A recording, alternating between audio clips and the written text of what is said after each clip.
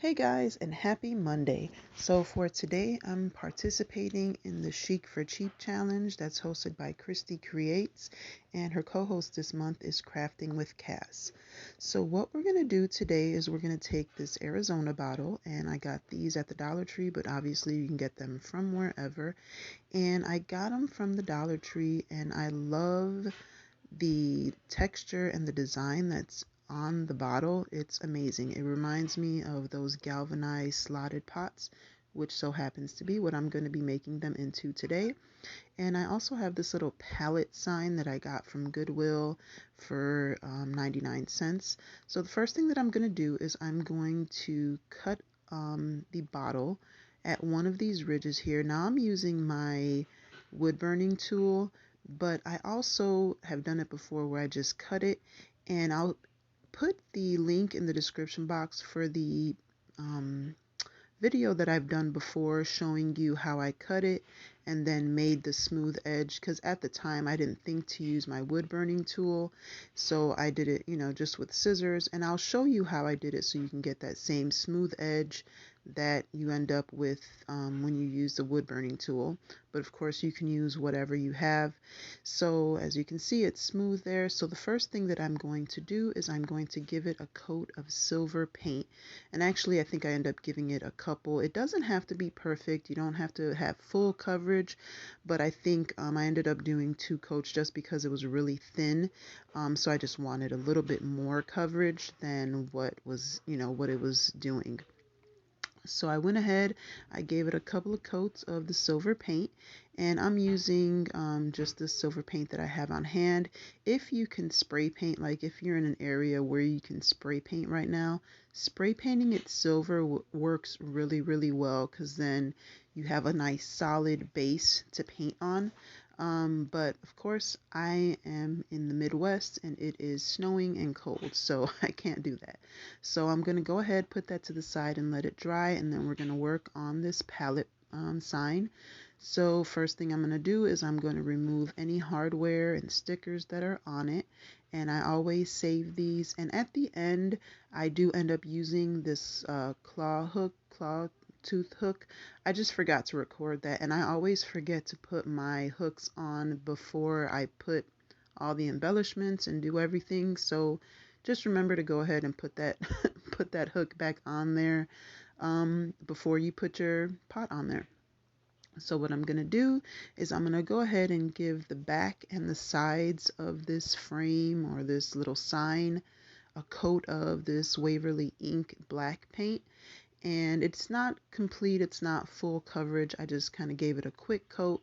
Then I'm going to go ahead and sand off any black paint that got onto the wood parts of it. Then we're going to work on the inside of the sign, and I'm just going to take my antique wax from Waverly and I'm going to give the whole thing a good coat of it. And I'm also going to go ahead and show you a little technique that I use. It doesn't work as well on this sign as I would have wanted it to, but it does work like if you're just using a wood piece and you kind of want to, do something different. What I did was all the parts that weren't completely painted black, I took my Waverly wax and I just went over that with the wax paint, and it kind of just gives it a nice weathered look. And you're just going to do like you usually do. You take the paper and you wipe off any of the excess, and all the parts, and what you're seeing you can't really tell because the insides of the boards are still white. I couldn't get in there, but when you look at it, without the paint on the inside, it just looks like you have wood underneath it. So then the next thing I'm going to do is I'm going to work on galvanizing my bottle. So I always use the same technique. I use black, pewter gray, white, and then the silver. So then I use a makeup sponge. This to me works the best, and I just go ahead and start applying coat by coat, or layer by layer, not coat by coat. And I always start with the white. Not always, it just depends on how I'm feeling that day, but usually I start with white, and then I go black, and then I go pewter, and then I go silver. So here I am applying the white, and you just want to blot, just keep blotting it on there. So I went with the white. Now I'm going to go with the black, and I'm going to use the same technique. And you just want to move it around. You want to move the bottle. You want to move the makeup sponge just so that you can get that texture in it and make it look. I mean, once you're done with it, it's going to look like a galvanized piece. I'm telling you, I use this technique all the time and I keep getting questions about it. So I went ahead and just decided to do one little section and show you the whole technique. Usually I just kind of show you a little bit and then I move on and I do the whole thing off camera. But I wanted to show you step by step how I do this. Now I'm doing the pewter gray and this is now the silver, and this is generally my last layer. It just depends on kind of how it looks, and I go over it with the silver. Sometimes I'll touch it up with some white, some black, just kind of depending on how I want it to look. So this is how it looks all the way complete. Now I'm going to take this deep brown from Dollar Tree, and this is what I use to give like the rust look. This is the perfect color to make the rust color. And as you can see, I'm just going to take the makeup brush and the makeup sponge, and I'm just going to dab it onto the edges here on the top and the bottom. And then I'm going to go around and just kind of put a couple of little rust spots all over the I guess now it's a can. And I'm just gonna, give it a couple of spots of rust here and there. And you can go as light, as dark, as heavy, do as many spots as you want, just however you want it to look, whatever works for you. I just usually do a couple of spots here and there, and I kind of make them a little bit lighter. And I'll do a couple here and there that are a little bit darker, but for the most part, I like it light.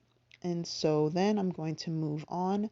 I'm going to make the little slots on the can. So I'm just going to take my acrylic paint pen here and I'm going to fill in all the little slats so that they're all black. And I'm not going to show you how I do all of them because I do the same thing all the way around. So I'm just going to go ahead, do that to all of them. And then we're going to work on putting the sign together.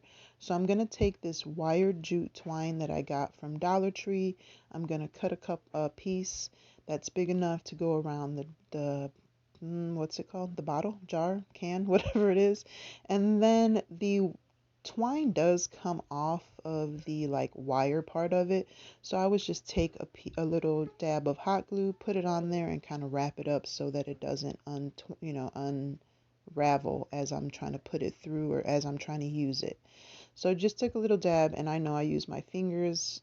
It's hot, but you kind of get used to it after a while. So then I'm just going to take the twine, put it through a couple of the slats, the middle slats, and then I'm going to take the bottle, put it in there, and I'm going to tighten up the jute twine around the bottle, move the bottle all the way down to the bottom, and then just tighten it up. And once I'm done doing that, I'm going to go ahead, cut off any excess wire that is on there. And I'm just using my needle nose pliers. And you know how they have that little wire cutter at the end of it. That's what I'm going to use. But you can, if you have wire cutters, that'll probably work a lot better because it's doubled up, so it's a little bit thicker. But this worked just fine. So then I'm going to turn it around and I'm just going to add my floral arrangement into it. And I just use these pieces from the Dollar Tree. I don't always cut the stems off of my flowers because sometimes I like to use them again in like vases and stuff.